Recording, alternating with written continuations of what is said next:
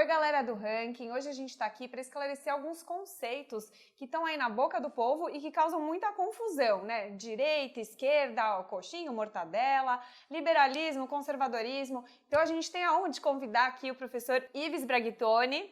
Obrigada pela presença. Vou pedir para você se apresentar aí para a galera do Ranking. Eu é que agradeço, fico muito feliz de ter essa oportunidade. Para mim é uma honra, um prazer, e especialmente para poder falar de assuntos tão interessantes, assuntos que eu gosto tanto. Então, meu nome é Ives, eu sou advogado, sou bacharel, mestre, doutor em Direito, estudo política e economia há até muito mais tempo do que o direito propriamente. Tenho alguns livros publicados, tenho vários artigos publicados sobre esse tema e eu sou professor também de política e economia. Então estamos aqui com a pessoa certa para responder nossas dúvidas. Então vamos lá, a primeira dúvida que surge muito é sobre a questão de direita e esquerda, né? Os coxinhos, mortadelas.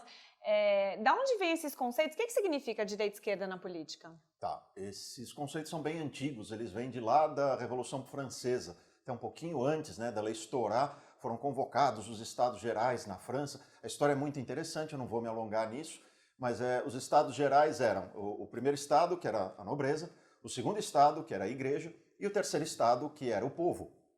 Então, o primeiro estado, né, que era a nobreza e o clero, eles sentavam sempre à direita na Assembleia Geral, e os representantes do povo sentavam sempre à esquerda. E curiosamente, naquela época, esses representantes do povo, esses que estavam à esquerda, eram os liberais, né? Eram aqueles que defendiam as liberdades básicas, eram aqueles que defendiam a igualdade perante a lei e o fim dos privilégios da nobreza. Então, Que assim, estavam na esquerda, esse pessoal. e ficavam na esquerda. Por que eles ficavam na esquerda é uma coisa que se discute muito. Eu já vi até umas histórias meio malucas de que, né, o primeiro e o segundo estado, o pessoal era mais velhinho, mais idoso e tal, e os banheiros ficavam à direita. Então, sabe como é? A bexiga menos flexível, então era dada a gentileza, eles ficavam à direita para ficar mais perto do banheiro. Tá Não sei se é verdade, mas até isso eu já ouvi. Mas o grande ponto era, o terceiro estado, os representantes do povo, né, os jacobinos, os girondinos, eles sentavam à esquerda. Os representantes da nobreza e do clero sentavam à direita. É daí que vem. Então, assim, a gente pode ver que é uma coisa bem antiga, que vem de bastante tempo e que não tem uma clareza teórica muito grande. Esse é o grande problema. E é por isso eu tenho até artigo escrito que essa história de direita e esquerda, hoje em dia, significa muito pouco, explica muito pouco. Cada um tem uma visão do que é direita e esquerda. Se você for aprofundar, for estudar, você vai ver que até o Bobbio, né, Norberto Bobbio, um grande jurista italiano, quando ele foi, ok, vamos ver o que é direita e o que é esquerda, é tudo tão confuso e tão fluido que ele falou, olha, essa definição aqui, isso serve para a Itália nessa época, nesse período, desse jeito. Então, quando você tenta aprofundar, você vai ver que cada um tem uma noção diferente e, assim, é uma coisa que, por cada um ter uma noção diferente, acaba mais confundindo do que explicando. Então, em teoria política, a minha recomendação é evite esses termos. Chame o liberal de liberal, o social-democrata de social-democrata, chame as coisas pelos nomes mais específicos, porque esse nome muito genérico, aí você vai ficar em abstrações de, não, olha, a direita se preocupa mais com liberdade, esquerda mais com igualdade. Quer dizer, não é uma coisa que te dá um parâmetro minimamente sólido, minimamente científico, se você vai tentar estudar isso. E o que você acha que seria uma nova vertente mais atual? Enfim, o liberalismo, conservadorismo, né? A gente pode dizer que são ambos bastante atuais. Você vai verificar, por exemplo, o ex-primeiro-ministro britânico, quando ele diz que eu apoio o casamento entre os homossexuais, não apesar de eu ser um conservador, eu apoio o casamento entre homossexuais exatamente porque eu sou um conservador. Ele disse isso, é uma frase bem interessante. Então, por que ele diz isso? Porque ele diz, o casamento é uma instituição que eu vejo como tão importante que eu não quero que meus irmãos homossexuais fiquem alijados disso. Então, eu defendo isso não apesar de ser conservador, mas porque eu sou um conservador. Então, eu, como liberal, olho isso e vejo uma visão bem moderna do conservadorismo. Sou até suspeito para falar, mas como liberal não vejo nada mais moderno do que o liberalismo. Apesar dele já ter séculos de evolução, ele continua evoluindo e continua dando, a meu ver, insisto, as melhores respostas para a sociedade, para os grandes temas sociais. E ao que o liberalismo se opor? Quem é o contrário de liberal seria o quê? estatista? Qual que é O contrário de conceito? liberal, eu não gosto muito de definir alguma coisa pelo contrário dela. Eu não gosto muito de pensar no liberalismo pelos seus antônimos. Mas se eu for pensar no contrário de um liberal, eu vou te responder um escravocrata. O escravocrata é a exata essência do oposto do liberal. Ou, se a gente for ver em âmbito político, um coletivista. O coletivista pensa que o coletivo é dono das pessoas. O liberal vai sempre dizer a própria pessoa é a dona de si mesma. Ou como a gente diz em direito, vou rapidamente falar, ainda que eu não queira usar muito juridiquês, mas ele é o titular dos direitos sobre si mesmo. Isso é a essência do que o liberal defende e que a gente pode reduzir numa palavra individualismo. Individualismo não é, o cara só pensa em si mesmo, é um egoísta, é um malvadão e não sei o que, não vou nem entrar em Ayn Rand e os conceitos dela de egoísmo, mas é alguém que defende que o ser humano é o dono de si mesmo. Eu não posso agredir outro ser humano, eu não posso ser dono de outro ser humano. O oposto do liberalismo é escravocrata, ele quer ser dono de outros seres humanos. Ou por qualquer outro coletivismo. Ele vai dizer, não, o coletivo é que é dono desse ser humano. O coletivo de Estado, de raça, de partido, não importa qual coletivo. Né? Mas o liberal ele sempre vai defender que você é o dono de si mesmo, que ninguém pode ser seu dono, nem do seu tempo, nem do seu trabalho, nem da sua vida, das suas ideias, da sua alma, do seu corpo físico. Essa é a essência do liberalismo. Qualquer um que defender o oposto disso, eu posso dizer que é o oposto de um liberal. E a gente está vendo, né, como se fosse uma onda liberal, tanto que o próprio Bolsonaro se elegeu defendendo uma série de bandeiras liberais. Então, é uma tendência mesmo no Brasil? Você está vendo o liberalismo crescer, as pessoas começarem a pegar gosto por isso? Eu acho que elas estão começando a conhecer. É uma coisa que, em grande medida, no Brasil, a gente nunca teve essa oportunidade de conhecer. E agora está conhecendo, então acho inegável. Liberalismo hoje, no Brasil, vive um momento que talvez nunca, nada nem parecido na sua história. Né? A gente vê no Google Trends lá o interesse em Mises, em Hayek, o número de views nas páginas do Instituto Mises, que eu tenho o orgulho de fazer parte. Então, assim, por um lado, eu sou um otimista incorrigível.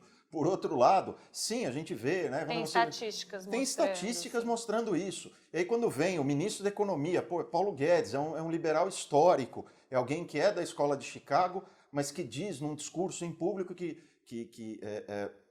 ele achava, né, na arrogância dele, que ele sabia tudo, que ele entendia tudo, até que deram um livro para ele chamado Ação Humana, do Mises. E aí ele diz com todas as letras. E naquele momento eu vi que eu não sabia nada. De cair uma lágrima deste liberal aqui que vos fala.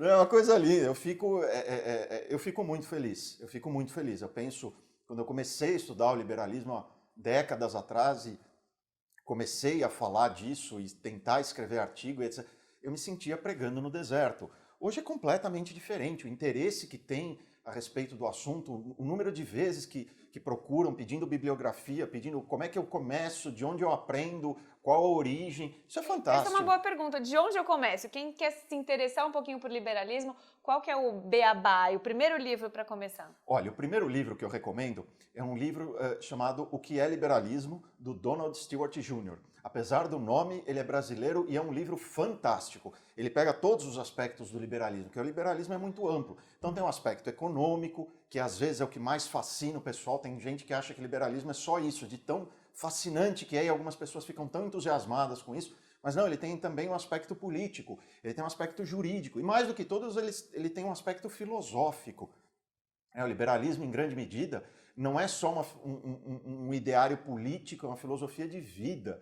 Né? Esse livro eu recomendo bastante. Depois desse você pode ir para o caminho da servidão, do Hayek, os 6 lições do Mises, a lei do Bastiat. Então, depois desses 4 livros, você já tem um conhecimento básico do liberalismo bem sólido. Eu recomendo também, conforme você for vendo assuntos que você se interessa mais, os artigos do Instituto Mises, que são sempre artigos de excelente qualidade, dos mais variados temas. Você vai encontrar muita coisa de economia, claro, mas muita coisa de outros temas também. Esse livro do Donald Stewart Jr., ele não está sendo mais editado, mas você acha em PDF de graça na internet, muito fácil. Se quiser a versão física, como eu, que sou velhinho, eu faço questão da versão física, fazer o quê?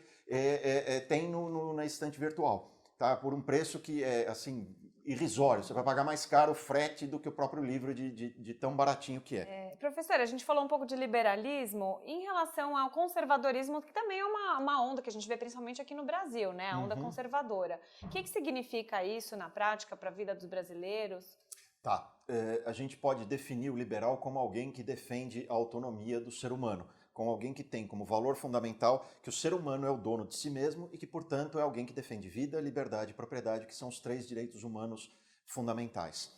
O conservador, em muitos aspectos, hoje pelo menos, ele está próximo do liberal, especialmente pautas econômicas. Vocês vão ver muito essa frase, eu sou liberal na economia e conservador nos costumes. É famosa essa frase até. O que o conservador que diz isso, o que ele está querendo dizer? Ele diz, olha, em termos de economia eu não tenho nada de diferente do liberal. Seja escola austríaca, de Chicago, eu sigo o liberalismo. Em âmbito de comportamento, eu sou conservador. Então, para o conservador, essa frase faz bastante sentido, né? Então, se esse é o mote para o liberal, para o conservador a ideia é diferente. Isso vem lá de Burke, né, do horror que ele viu.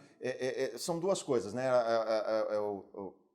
O background conservador que ele tinha, que antes dele significava algo bem diferente. Ao mesmo tempo, o sucesso das ideias liberais e o fascínio dele com as ideias liberais, ele assume isso, ele recebe isso, ele incorpora isso, é até um elogioso da Revolução Americana. Vejam só, um conservador que admira uma revolução, mas ao mesmo tempo o choque dele com a Revolução Francesa e com o horror da Revolução Francesa.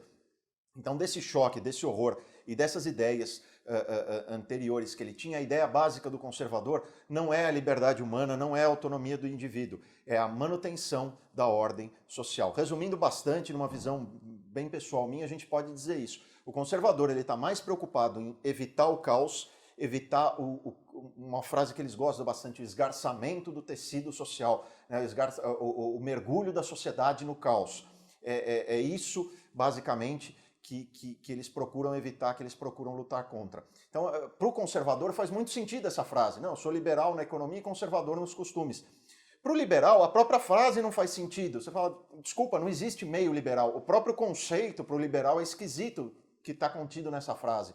Porque, meu amigo, ou você é liberal ou você não é. Não existe meio liberal, né? Não existe liberal da cintura para cima, ou da cintura para baixo. Ou você é liberal ou você não é. Não existe liberal numa coisa e outra coisa em outra, né? Eu sou liberal na economia e socialista nos impostos. Para o liberal, a própria frase não faz muito sentido. Então, tem vários pontos de conexão, hoje pelo menos, né? Depois desse tempo todo de evolução do conservadorismo, tem vários pontos de conexão, em que a similitude das ideias é muito grande, especialmente, eu diria, na economia. E existem outros que são muito diferentes. O liberal, no mais das vezes, por exemplo, ele é a favor da liberação das drogas. Ele acha, por exemplo, isso de maneira bem geral, tá, gente? Não tem muito liberal que não tem opinião formada sobre isso, né, o que nem estudou o assunto, mas a maioria dos liberais que estudaram o assunto, eles vão dizer, não, o Estado não pode me dizer se eu posso usar nem açúcar, nem gordura, nem maconha, nem cocaína. O Estado não tem o direito de vir me dizer isso a troco de uma estabilidade social. Para o conservador isso é fora de questão, é algo que ele nem discute, né? Não, pela ordem social, pelo mal que a droga causa na sociedade, é fundamental que o Estado proíba, sim, e vá lá. O conservador é a favor de uma intervenção até certo ponto nas regras. Pois dessas coisas do costume. O que é o costume? Esse âmbito comportamental. O liberal vai dizer, eu não estou tão preocupado com reflexos disso na sociedade, eu estou preocupado com a liberdade individual. O Estado não pode vir dizer para o sujeito que substância ele pode usar ou não. Para o conservador isso choca, você não está preocupado com a sociedade, com a estabilidade social. Tá? É um exemplo bem grosseiro, tá, gente? Mas acho que ele é ilustrativo. E uma dúvida que eu vejo surgindo aí sobre neoliberalismo. O que significa neoliberalismo? Neoliberalismo significa o seguinte, quem odeia o liberalismo, lá na década de 50 e 60, falou, olha, a gente precisa criar um espantalho. Vocês já devem ter ouvido falar eles falam a falácia do espantalho. Na verdade, não é uma falácia, é uma estratégia argumentativa, não é falácia, é uma outra coisa. Mas eles imaginam o seguinte, você cria o espantalho. O espantalho é um monstro, uma coisa horrível. Você não ataca o próprio argumento. Você cria um espantalho daquele argumento, que é uma coisa feia, uma coisa horrível, e você fica atacando aquilo. E você precisa pôr um nome naquilo. E aí você cria um espantalho com aquele nome, então, e funcionou incrivelmente bem. Então, tudo que é horrível que acontece, esses coletivistas, os mais variados matizes de coletivismo, eles punham a culpa no tal do neoliberalismo. Ele já dá a ideia de que o liberalismo morreu, então agora ele só ressuscitando mesmo. Estão tentando ressuscitar uma coisa que já estava morta, já estava superada. Então é um neoliberalismo, é a tentativa de ressuscitar uma coisa que estava morta. Né? E aí tudo que tem de ruim que acontece na América Latina é tudo neoliberalismo. Isso, em termos psicológicos, até é muito eficiente. Porque quando você for debater com alguém, você não precisa discutir o argumento dessa pessoa. Você só aponta para ele e fala, esse cara é um neoliberal. E aí pronto, toda aquela carga de tudo que a pessoa já ouviu de ruim a respeito daquilo, ele vai, nossa... E aí ele não escuta, o que eu tenho para dizer é liberdade, respeito ao indivíduo, respeito pelas próprias decisões, cada indivíduo é o dono de si mesmo, ninguém pode ser dono dele. Nossa, que coisa horrível que eu estou defendendo, né? A liberdade humana, a autonomia humana, a livre colaboração entre as pessoas. Nossa, são realmente bandeiras horríveis. E aí, por serem bandeiras muito belas, porque o liberalismo tem uma história magnífica de grandes conquistas para o ser humano, o fim do absolutismo, o fim da opressão contra a mulher, o fim da escravidão, todas essas são conquistas do liberalismo. Então, e a própria palavra liberalismo vem de liberdade, que, como diz o Mário Vargas Llosa, é a palavra mais linda que existe no idioma. Então, para contradizer isso tudo, fica muito difícil, é mais fácil criar um espantalho, chamar esse espantalho de neoliberal, e aí ataca contra ele tudo de ruim. Então, assim, neoliberal, resumindo, é uma coisa que não existe. Não existe neoliberalismo. Você nunca vai ver um autor dizendo eu sou neoliberal. O autor liberal, ele diz eu sou liberal. O autor marxista, ele diz eu sou marxista. E isso aqui que eu vou defender é marxismo. Você não vai achar livros nem autores dizendo eu sou neoliberal e isso aqui é o que eu defendo que é o neoliberalismo. Você só vai ver definições do que é neoliberalismo de gente que é contra o liberalismo. São os críticos atacando, mas atacando uma coisa que não existe, que ninguém defende, porque não existe. O que eu defendo, o que os liberais defendem, é o liberalismo. Tem várias correntes do liberalismo, nenhuma delas é neoliberal. Você não vai achar um autor defendendo o neoliberalismo e ele se dizendo neoliberal. Não existe. São só os críticos, os que odeiam a liberdade, os que odeiam o liberalismo, os que odeiam a autonomia e a autodeterminação humana, esses usam a palavra neoliberal. Bom, vamos entrar um pouquinho no tema socialismo, capitalismo. Muitas pessoas têm uma crença de que o socialismo, né, é a filosofia que se preocupa com as minorias, com as classes menos favorecidas, os mais pobres, e os capitalistas são aqueles que se preocupam só em enriquecer, só com o seu próprio bolso. De onde vem esse conceito e tem algum embasamento em falar isso? Não tem. Na verdade... Nada. Nada. Se você Mas tem gente que fala isso. Existe essa crença, ou seja, veja como eles são bons de marketing. O que eles defendem é escravidão, opressão. Quem defende os coletivistas. E, em geral, os coletivistas e os socialistas em particular. Se você não acredita em mim, olha a Venezuela. Tá? A Venezuela é uma aula ao vivo e em cores, com transmissão ao vivo de tudo que está acontecendo. É tão vívido isso que eles ficam buscando outros espantalhos. Eles ficam dizendo, há alguns anos atrás eles diziam, não, a culpa é da oposição.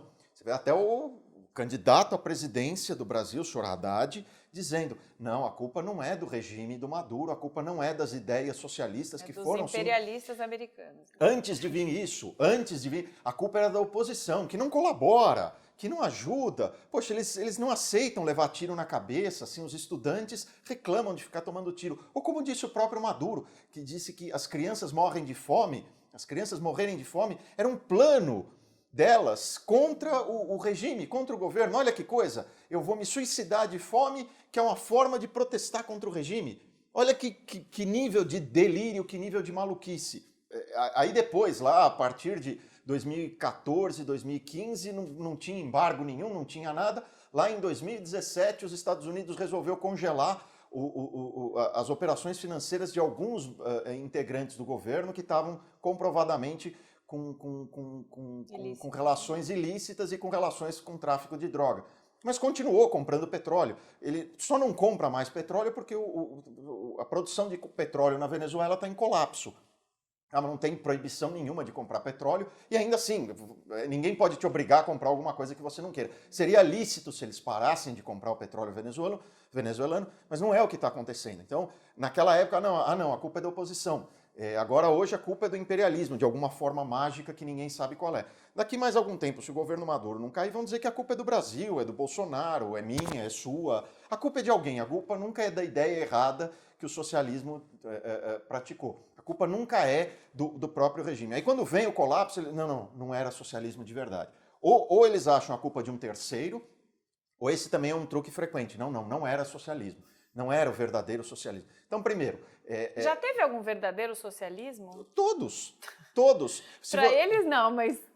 Então, assim, Marx previa que as sociedades mais industrializadas é que seriam socialistas em primeiro lugar. E a União Soviética, ela nasceu ali da Rússia, que era meio que feudal, ela estava longe de ser... Né? Mas aconteceu exatamente o oposto. Ao contrário das classes trabalhadoras ficarem cada vez mais pobres, lá na Inglaterra industrializada, elas foram ficando cada vez mais ricas. Ao contrário do número de capitalistas diminuir e se concentrar, aconteceu exatamente o oposto. Eles se ampliaram e a concorrência ia aumentando.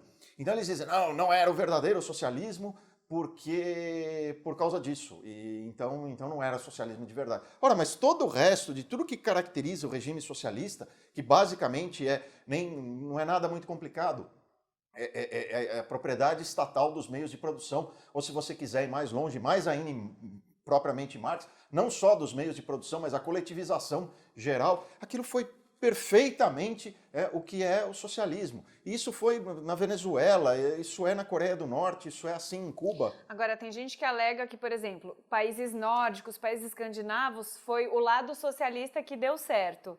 O que você diz sobre isso? Na Dinamarca, na Suécia? Não tem nada mais errado do que isso. Suécia, Dinamarca, os países escandinavos, eles foram rigorosamente capitalistas desde lá de 1850, 1860 até 1950, rigorosamente capitalistas e ainda são.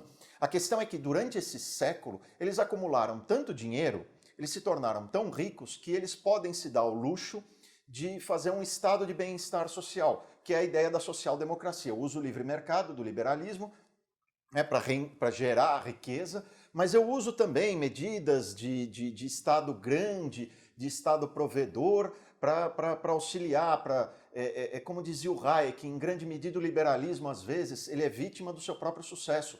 Ele gera tanta riqueza que aqueles pequenos problemas que ainda remanescem, a sociedade não aceita mais. Ela fala, não, tem de ter alguma solução.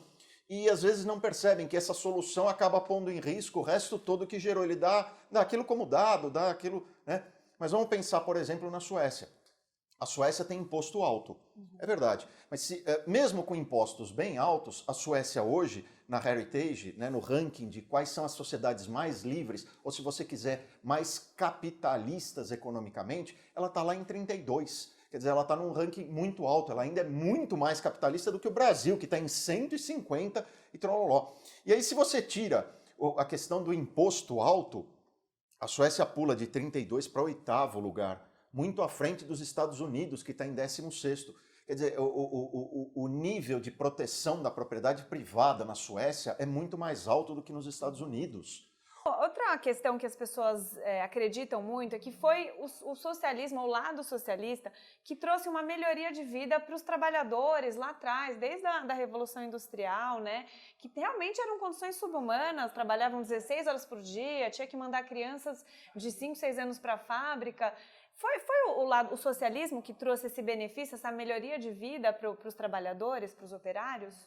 Resumindo, não, absolutamente não. Mas vamos lá, esse é um argumento que vocês vão ouvir muito. Tem muita gente que vai dizer o seguinte, olha, ok, eu concedo isso, o socialismo não funciona. Você vê Venezuela, você vê Coreia do Norte, ok, o socialismo não funciona. Mas vocês vão ouvir muito essa expressão, foi graças às demandas socialistas que o capitalismo se humanizou. Aliás, tem até um artigo bem bacana lá no Mises, dá uma procurada lá. Não foi nós que humanizamos o capitalismo, foi o capitalismo em grande medida que nos humanizou, que nos tirou daquelas condições terríveis que a gente vivia antes da Revolução Industrial. Mas não quero aprofundar muito nisso, vamos voltar lá. Eles vão dizer que as demandas socialistas e os sindicatos e as greves, e que foi isso que tirou aquela situação de trabalho de 16 horas por dia, aquelas situações, né, crianças trabalhando ali no começo da Revolução Industrial.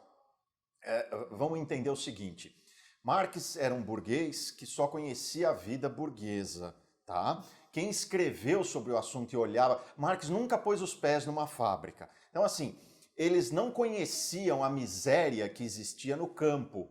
Tá? Então, quando ele escreve do campo, ele não conhecia nem o campo nem as fábricas. Tá? Ele vivia na vida burguesa dele, né, com dinheiro ou herdado, ou tem uma carta dele dizendo que ele quer que a mãe morra logo porque ele precisa herdar o dinheiro da herança dela, é uma coisa pavorosa, né? O dinheiro da esposa, o dinheiro do Engels, né?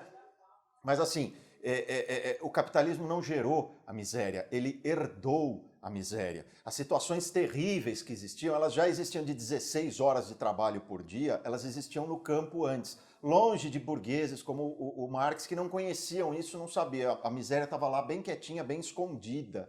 Tá? Essas crianças que estavam trabalhando, elas estavam trabalhando porque se fosse 50, 100 anos atrás, elas simplesmente teriam morrido de fome. E os pais tinham muitos filhos. Por quê? Porque muitas crianças morriam de fome. Como o Mises diz, o argumento irrefutável do quanto melhorou a renda depois da Revolução Industrial foi justamente que a população dobrou. Se você for ver a renda, procura lá, lição de casa, o gráfico da renda depois da Revolução Industrial. Realmente, no começo da Revolução Industrial... A gente vai colocar aqui para vocês o gráfico. Coloca o gráfico, eles chamam de taco de hóquei, né? Porque vai assim, milhares de anos, né? 2, 3 dólares de renda, e de repente a renda explode. Graças à Revolução Industrial. De fato, no começo da Revolução Industrial, ela herdou aquelas condições terríveis que já existiam antes, que sempre existiram antes. Aquela ideia do campo maravilhoso, cheio de riqueza, etc. Isso só existia na cabeça dos utópicos, só existia na cabeça de quem nunca viu nem o campo nem a indústria. Né? O normal era trabalhar 16, 18 horas por dia para conseguir sobreviver, para ver se algum dos seus muitos filhos não iria morrer de fome. Isso era o normal, isso era o que sempre foi na vida do ser humano. Então, esse período de transição realmente foi terrível. E a Revolução Industrial herdou esse problema, essa miséria que existia antes dela. Tá? Mas a melhoria das condições de vida das pessoas é muito anterior à criação dos sindicatos. É só ver o quanto a renda aumentou, é só ver o quanto o Marx estava errado também nisso. É só ver que aquela carta famosa do Engels, depois de Marx já falecido, reclamando que os trabalhadores estavam se aburguesando, e assim não ia ter revolução nenhuma. Por que eles estavam se aburguesando? Reclama Engels. Eles estavam melhorando de vida, porque eles estavam melhorando de vida, porque a renda estava aumentando, que era exatamente o oposto do que previa a teoria deles. Ele, em vez de ficar feliz e dizer, nossa, a teoria estava errada, as pessoas estão melhorando de vida, ele enfurecido, porque não? Estava acontecendo o contrário. E aí não ia sair a revolução, o circo não ia pegar fogo do jeito que eles queriam. Então, essa ideia de que foram as demandas socialistas que trouxeram algum bem, qualquer bem, isso é completamente errado. Dizer isso é um desconhecimento de história profundo. Se você tiver alguma dúvida, vai lá no Congo, vai lá na Coreia do Norte, vai em qualquer país pobre, miserável, sobe num banquinho e fica fazendo demandas socialistas para ver se alguma coisa melhora. Não vai melhorar. O que vai melhorar é o livre mercado fazendo a sociedade inteira enriquecer. Aí depois disso aí vem os sindicatos e leis, eventualmente leis trabalhistas para resolver problemas pontuais aqui e ali, para evitar trabalho infantil aqui e ali. Legal, é útil. A lei que impede uma condição, ok, nem vou entrar nessa discussão, mas isso vem depois da sociedade enriquecer. Fazer demandas socialistas em países com renda de $1.000 de renda per capita não vai ajudar nada, não vai melhorar a vida de ninguém. Nunca melhorou a vida de ninguém, não caia nessa falácia. Bom, queria agradecer então a presença aqui do professor, hoje o professor Ives Braghitoni. A gente teve uma aula de política com alguns conceitos, espero que vocês tenham gostado e se vocês gostam dos nossos vídeos, acompanhe a gente aí nas redes sociais. Muito obrigada. Eu que agradeço, muito obrigado, até a próxima, obrigado.